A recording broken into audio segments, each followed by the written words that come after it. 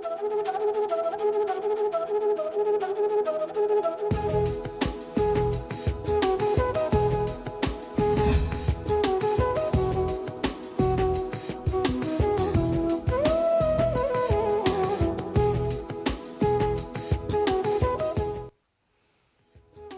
स्वागत है आपका आपके सितारे में और मैं हूं आपके साथ प्राची पाराशर। पंचक को ज्योतिष में शुभ नक्षत्र नहीं माना जाता है, इसे अशुभ और हानिकारक नक्षत्रों का योग माना जाता है। पंचक में किन कामों को करने से बचना चाहिए, ये हम जानेंगे कार्यक्रम में। साथ ही जानेंगे आज का राशिफल। तो देर कैसी, शुरू करते हैं आपके सितारे। पंचक में नक्षत्र डालते हैं बुरा असर, अग्नि कलह का रहता है भय। जानिए पंडित वैभवनाथ शर्मा से पंचक में किन कार्यों को करने से बचें। आपके सितारे में आप अपनी हर परेशानी का हल प्राप्त कर सकते हैं और अपने सवाल पूछ सकते हैं। स्टूडियो में साथ देने के लिए मौजूद हैं विश्वविख्यात ज्योतिषाचार्य और वास्तुशास्त्री पंडित वैभवनाथ शर्मा। आचार्य जी, आपका हार्दिक स्वागत है। जी नमस्कार। तो यदि आपके मन में कोई सवाल है तो आप भी हमें कॉल कर सकते हैं। हमारे नंबर्स लगातार आपकी टीवी स्क्रीन पर फ्लैश किए जा रहे हैं। आप हमें हमारे टोल फ्री नंबर पर भी कॉल कर सकते हैं। आप हमसे सीधी बात कर सकते हैं। हमारा टोल फ्री नंबर है 18001026-303। आप इस नंबर पर मुफ्त में कॉल करें। इसके अलावा आप हमें हमारे लैंडलाइन नंबर्स 012046463332 और 012046463327 पर भी कॉल करके हमसे सीधी बात कर सकते हैं। तो चलिए सबसे पहले आचार्य जी से जान लेते हैं आज का पंचांग। जी बिल्कुल, आज का पंचांग इस प्रकार है। विक्रम संवत 2071 मास चल रहा है फागुन का और फागुन मास के कृष्ण पक्ष की आज पंचमी तिथि है। सोमवार का दिन है। नक्षत्र है हस्त, योग है शूल और करण है तैतल। चलिए अब जान लेते हैं 12 राशियों का हाल। आज का दिन उनका कैसा रहने वाला है। सबसे पहले बात करेंगे मेष राशि की। मेष राशि वाले जातक लोगों के लिए कार्यक्षेत्र में तनाव के चलते आप अपने परिवार को समय नहीं दे पा रहे थे। पिछले काफी समय से काम का बहुत ज्यादा तनाव और दबाव था। आपका परिवार और काम के बीच में आपको स्वयं एक संतुलन बनाने की आवश्यकता है। आपको एक मार्जिन लाइन खींचनी पड़ेगी कि कितना समय आपको अपने काम को देना है और कितना समय आपको अपने परिवार को देना है। आज के दिन को शुभ बनाने के लिए ओम शूर्पकर्णाय नमः मंत्र का 108 बार जाप कर लेना आपके लिए सर्वोत्तम होगा। आज किसी भी परिस्थिति में परिश्रम से पीछे नहीं हटना चाहिए। और चलिए अब जान लेते हैं वृषभ राशि वाले आज के दिन को शुभ बनाने के लिए क्या करें और क्या ना करें। वृषभ राशि वाले जातक लोगों के लिए आज आप फिजूल खर्ची से बचें। काफी दिनों से आप जो सपना देख रहे हैं, आज उस सपने को साकार करने का दिन है। अगर किसी मित्र के साथ आपकी कोई अनबन हो गई, कोई वाद विवाद हो गया, तो आज उसे आपको सुलझा लेना चाहिए। आज के दिन को शुभ बनाने के लिए ओम शुद्धाय नमः मंत्र का 108 बार जाप करेंगे तो आपको ज्यादा फायदा मिलेगा। आज बहुत ज्यादा बोलने से बचना चाहिए। जब भी बोलें तो सोच समझ करके, बुद्धि विवेक से नपा तुला बोलें। और चलिए अब जान लेते हैं मिथुन राशि वाले आज क्या उपाय करें। मिथुन राशि वाले जातक लोगों के लिए आज की दिनचर्या में आज का दिन सपनों की दुनिया से निकल करके वास्तविक जीवन में यानी असलियत में जीने का दिन है। आज काम करते समय आपको बहुत सारी जिम्मेदारियां एक साथ निभानी पड़ सकती हैं, तो आपको हर प्रकार की जिम्मेदारी के निर्वहन के लिए आज स्वयं को मानसिक और शारीरिक रूप पर तैयार रखना होगा। आज के दिन को शुभ बनाने के लिए ओम शिवाय नमः मंत्र का 108 बार जाप कर लेना आपके लिए सर्वोत्तम होगा। मानसिक थकान और उदासीनता को आप अपने ऊपर हावी मत होने दीजिए। चलिए अब जान लेते हैं कर्क राशि वाले आज के दिन को शुभ बनाने के लिए क्या करें और क्या ना करें। कर्क राशि वाले जातक लोगों के लिए आज आप किसी नई नौकरी के बारे में सोच विचार कर सकते हैं। आज आपको अपने आत्मविश्वास को बनाए रखना बहुत ज्यादा आवश्यक होगा, तो आज का दिन आपके पक्ष में बनता दिखाई देता है। आज के दिन को शुभ बनाने के लिए ओम शाश्वताय नमः मंत्र का 108 बार जाप कर लेना आपके लिए सर्वोत्तम होगा। आज की तिथि यात्रा के लिहाज से बहुत अच्छी नहीं बनती है। यात्रा नहीं करेंगे तो ज्यादा फायदा मिलेगा। चलिए अब जान लेते हैं सिंह राशि वाले आज के दिन को अच्छा बनाने के लिए क्या उपाय करें।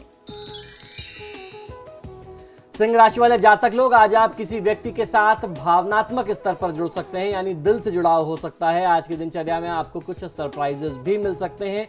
बहुत दिनों से आप जिन परेशानियों का सामना कर रहे थे, आज के दिन में आपको उनके खिलाफ, उनके विरुद्ध उठ खड़े होने का दिन है। उस समस्या के खिलाफ आपको आवाज उठानी चाहिए। आज के दिन को शुभ बनाने के लिए ओम शांताय नमः मंत्र का 108 बार जाप कर लेना आपके लिए सर्वोत्तम होगा। आज क्रोध करने से बचना है। और चलिए अब जान लेते हैं कन्या राशि वाले आज के दिन क्या करें और क्या ना करें। कन्या राशि वाले जातक लोग, यदि आप नहीं चाहते कि आपकी दिक्कतें निरंतर जो चल रही हैं वो बनी रहें, तो आपको आज ही उन दिक्कतों को इग्नोर किए बिना उनका समाधान, उनका हल ढूंढना होगा। अगर आप कोई नया कार्य व्यापार आरंभ करना चाहते हैं तो इस लिहाज से आज का दिन बहुत अच्छा है। आज के दिन को शुभ बनाने के लिए ओम शक्ति संयुक्ताय नमः मंत्र का 108 बार जाप कर लेना आपके लिए सर्वोत्तम होगा। निवेश करने से आज बचना चाहिए। और हम अब कॉलर लेते हैं। हमारे कॉलर गोपाल हमारे साथ नैनीताल से जुड़ गए हैं, लेकिन अपने कॉलर से हम अनुरोध जरूर करना चाहेंगे कि अपने टीवी सेट्स का वॉल्यूम वो कम कर लें ताकि आसानी से हम उनकी परेशानियों को सुन सके। गोपाल, बताइए कि आपकी परेशानी है और अपनी डिटेल्स भी बताइए। जी प्रणाम। जी नमस्कार, बताइए। सर, मेरा जन्म अल्मोड़ा में हुआ 20/4/71 को जी, और मंगलवार को जी, और सुबह 3:15 पर हुआ है सर। जी।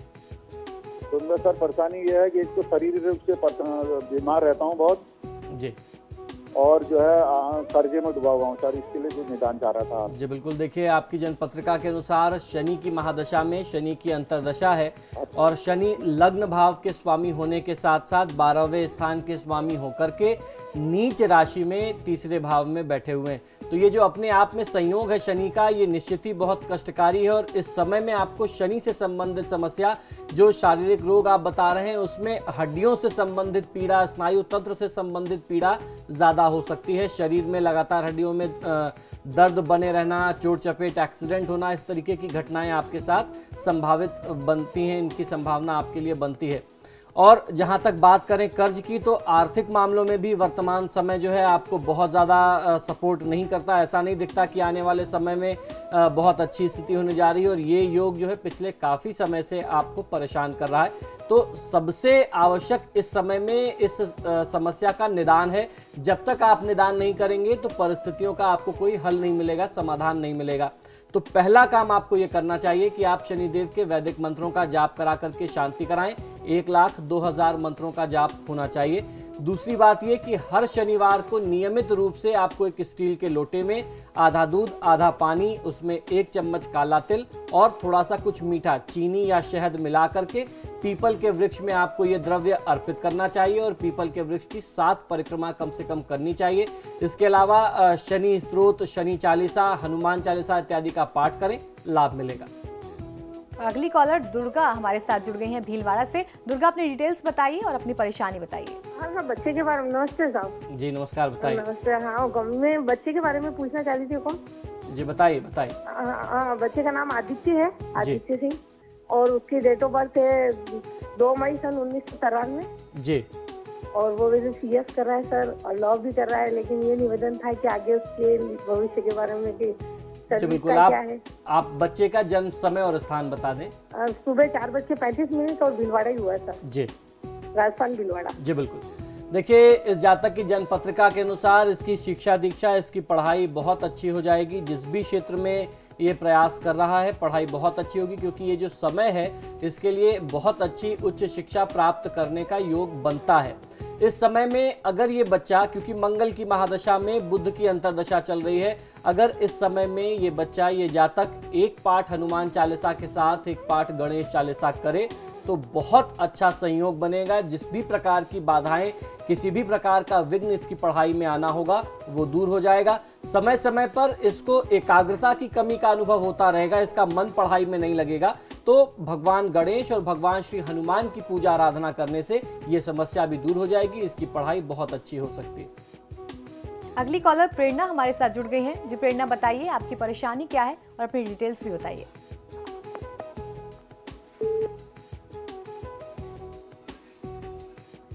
राजेश जुड़ गए हमारे साथ अगले कॉलर। राजेश, आप बताइए आपकी डिटेल्स क्या है और आपकी परेशानी क्या है।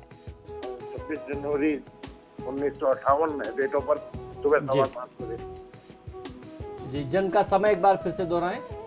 26 जनवरी 1958 जी, समय सुबह 7 बजे। जी, 7:15 जी। हाँ जी। एक थोड़ी वो डिप्रेशन की है और एक कोई केस चल रहा है, उसमें क्या होगा ये पूछना। जी बिल्कुल। देखिए मंगल की महादशा में बृहस्पति की अंतर्दशा है और आपने केस से संबंधित प्रश्न पूछा है। हम लोग अक्सर अपने कार्यक्रम के माध्यम से बताते रहते हैं कि कोर्ट केस इत्यादि की परिस्थिति में जब तक जातक का मंगल अच्छा नहीं होगा तब तक उसमें विजय प्राप्ति नहीं हो सकती, या जो भी कोर्ट केस है वो आपके पक्ष में हल नहीं होगा। इस समय में आपकी जन्मपत्रिका में मंगल की महादशा में बृहस्पति की अंतर्दशा है और मंगल का जो संयोग है वह 12वें भाव में बन रहा है। बहुत अच्छा संयोग आपके लिए नहीं है, तो इस लिहाज से आपको हनुमान जी की पूजा आराधना करनी चाहिए। और कर्म भाव में बृहस्पति और राहु का जो योग बन रहा है ये बहुत खतरनाक योग है, जो आपको हर काम में असफलता दिलाएगा, रुपए पैसे का नुकसान कराएगा, संपत्ति का नुकसान करा सकता है। तो बृहस्पति राहु के योग के निदान के साथ साथ ये जो आप अपने आप में जिसे गुरु चांडाल योग कहते हैं, इस योग का समाधान करने के साथ साथ आपको पितृदोषों का निदान भी करना चाहिए, क्योंकि इससे पितृदोष को भी मानते हैं। इस लक्षण से ये एक पितृदोष का भी सूचक होता है। और उसके साथ साथ आपको नियमित दिनचर्या में भगवान विष्णु और हनुमान जी की पूजा आराधना करनी चाहिए। मंगलवार को हनुमान जी को सिंदूर और चमेली के तेल का चोला आप नियमित 8 मंगलवार जरूर अर्पित करिए। पुष्पा बाड़मेर से अगली दर्शक हमारे साथ हैं। पुष्पा, अपनी डिटेल्स बताइए और अपना सवाल बताइए। गुरु नमस्ते जी नमस्कार, बताइए। जी, मैं अपनी बेटी के बारे में पूछना चाहती हूँ। नाम सानू है जी। जी 27 मई सन 2000 सुबह 4 साढ़े 4 का समय है और जन्म स्थान रेवाड़ी। जी जी, वो 10वीं के पेपर दे रही है, कैसी उसकी पढ़ाई रहेगी वो थोड़ी टेंशन में रहती है। और उसके एक पीएमटी के फॉर्म निकल रहे, वो भरे कि नहीं भरे, आप थोड़ा बताइए। जी बिल्कुल। देखिए जातक की जन्मपत्रिका के अनुसार वर्तमान समय में पढ़ाई तो अच्छी हो जाएगी, पढ़ाई के लिए बहुत परेशान नहीं होना होगा। अपनी जो रेगुलर रूटीन है, जो उसकी अपनी दिनचर्या है, उसको फॉलो करती रहे, उसके हिसाब से अपनी पढ़ाई लिखाई करती रहे। इस समय में अपनी जो नियमित पढ़ाई है उसमें तो दिक्कत नहीं है, लेकिन जहां तक आपने पीएमटी की बात कही तो पीएमटी में कोई बहुत बड़ी सफलता के योग नहीं बनते हैं, लेकिन फिर भी प्रयास करना मनुष्य का धर्म है। प्रयास करने से कभी भी ज्योतिष आपको मना नहीं करता। आप अपना प्रयास करिए, साथ में साथ समाधान उपाय करते रहें। तो उसके लिहाज से इस बच्चे को आवश्यकता है कि भगवान विष्णु की पूजा आराधना करे, तो जो भी बाधा आ रही है वो दूर हो जाएगी और अगर सफलता मिलनी होगी तो निश्चित मिलेगी। फिलहाल एक छोटे से ब्रेक के लिए रुक रहे हैं। ब्रेक से जब वापस आएंगे तो बाकी राशियों का राशिफल जानेंगे।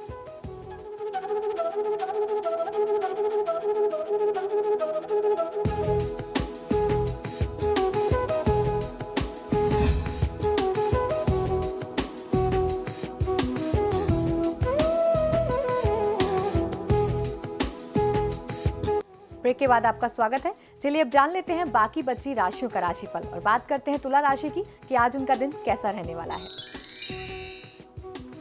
तुला राशि वाले जातक लोगों के जीवन में आपकी लाइफ में बहुत कुछ एक साथ हो रहा है, जिसकी वजह से आप थोड़ा सा भ्रमित हो सकते हैं, थोड़ा कंफ्यूज हो सकते हैं। आप समझ नहीं पाएंगे कि ये सारी चीजें एक साथ कैसे चल रही हैं। आज की दिनचर्या में आपका कोई अपना आपको किसी गंभीर समस्या में, बड़ी मुसीबत में डाल सकता है, तो आज के दिन थोड़ा सा आपको सचेत भी रहना बहुत आवश्यक है। आज के दिन को शुभ बनाने के लिए ओम वीत भयाय नमः मंत्र का 108 बार जाप कर लेना आपके लिए सर्वोत्तम होगा। झूठ बोलने से बचना चाहिए। और चलिए अब जान लेते हैं वृश्चिक राशि वाले जातक आज के दिन को अच्छा व्यतीत करने के लिए क्या करें और क्या न करें। वृश्चिक राशि वाले जातक लोगों के लिए आज आपको कुछ बड़े निर्णय लेने पड़ सकते हैं। आज जिससे भी आप बात करें, अच्छे से बात करें, आपका व्यवहार बहुत सौम्य हो, वरना आपका काम, आपकी बात बिगड़ सकती है। आज के दिन को शुभ बनाने के लिए ओम विभुदेश्वराय नमः मंत्र का 108 बार जाप कर लेना आपके लिए सर्वोत्तम होगा। आज ऐसा कोई भी व्यवहार ना करें जिससे किसी के दिल को, किसी की भावना को ठेस पहुंचे। और चलिए अब जान लेते हैं धनु राशि वालों का राशिफल क्या कहता है। धनु राशि वाले जातक लोगों के लिए आज की दिनचर्या में कोई पुराना रिश्ता आपकी जिंदगी में दोबारा वापस आ सकता है। किसी लंबे समय के निवेश के लिए आज का दिन बहुत अच्छा है। अगर आप कोई लॉन्ग टर्म इन्वेस्टमेंट करना चाहते हैं तो आज आपको अच्छा फायदा मिल सकता है। आज के दिन को शुभ बनाने के लिए ओम विनायकाय नमः मंत्र का 108 बार जाप कर लेना आपके लिए सर्वोत्तम होगा। आज बड़े वादे, बड़े कमिटमेंट्स करने से बचना चाहिए। और अब जान लेते हैं मकर राशि वाले जातकों के सितारे आज क्या कह रहे हैं। मकर राशि वाले जातक लोगों के लिए आज की दिनचर्या में अपने नजदीकी लोगों से आज दूरी मिटाने का दिन है। किसी भी प्रकार का अगर मनमुटाव था आज उसे समाप्त करें। आज किसी भी व्यक्ति के बारे में पहले से कोई राय, पहले से कोई धारणा बना करके मत रखिए। आज अपने स्वास्थ्य का खास ध्यान रखना आपके लिए बहुत आवश्यक होगा। आज के दिन को शुभ बनाने के लिए ओम विघ्न राजाय नमः मंत्र का 108 बार जाप कर लेना आपके लिए सर्वोत्तम होगा। अपने पार्टनर से वाद विवाद या झगड़ा आज नहीं बढ़ाना चाहिए। और अब जान लेते हैं कुंभ राशि वाले आज के दिन को शुभ बनाने के लिए क्या करें और क्या ना करें। कुंभ राशि वाले जातक लोगों के लिए आज दिनचर्या बहुत ज्यादा व्यस्त हो सकती है। आज आप काफी कार्य के दबाव में परेशान भी हो सकते हैं। आज दिनचर्या थोड़ी सी अस्त व्यस्त दिखाई देती है। अपने किसी दोस्त से आज आप कुछ सहायता मांग सकते हैं। खासतौर पर आर्थिक सहायता लेने की स्थिति आ सकती है, यानी कार्य का दबाव भी बहुत ज्यादा रहेगा और आर्थिक तंगी भी आज की दिनचर्या में आपके सामने आ सकती है। आज की दिनचर्या में आपको जॉब का कोई नया प्रस्ताव, नया ऑफर मिल सकता है। ये जॉब आपके लिए, ये काम आपके लिए बहुत फायदेमंद होगा। इसमें किसी भी प्रकार का संदेह आपको नहीं रखना चाहिए। कोई भी नया प्रस्ताव मिले तो उसे स्वीकार करिए। आज के दिन को शुभ बनाने के लिए श्री शनि वज्र पंजर कवचम का पाठ कर लेना आपके लिए सर्वोत्तम है। जल्दीबाजी में आज कोई भी काम नहीं करना चाहिए। और अब जान लेते हैं मीन राशि वाले आज अपने दिन को शुभ बनाने के लिए क्या करें और क्या ना करें। मीन राशि वाले जातक लोगों के लिए आज किसी दूसरे के वाद विवाद में आपको मध्यस्थता नहीं करनी चाहिए। आप किसी की लड़ाई में या वाद विवाद में सुलझाने के लिए आप बीच में मत पड़िए, अन्यथा नुकसान आपको ही उठाना पड़ सकता है। अंततोगत्वा आपको लोग फंसा सकते हैं। तो इस प्रकार के किसी भी मामले में हस्तक्षेप करने से आपको आज बचना है और अपने गुस्से पर, अपने क्रोध पर आज आपको नियंत्रण रखना बहुत ज्यादा आवश्यक होगा। आज के दिन को शुभ बनाने के लिए ओम स्वयं सिद्धाय नमः मंत्र का 108 बार जाप कर लेना आपके लिए सर्वोत्तम होगा। किसी की निंदा करने से बचना चाहिए। और अब जान लेते हैं कि आज का महाउपाय क्या है। जी बिल्कुल, आज का महाउपाय बहुत ही विशेष है। आज हम लोग चर्चा करने जा रहे हैं कि पंचक में कौन से काम करने चाहिए और कौन से काम नहीं करने चाहिए।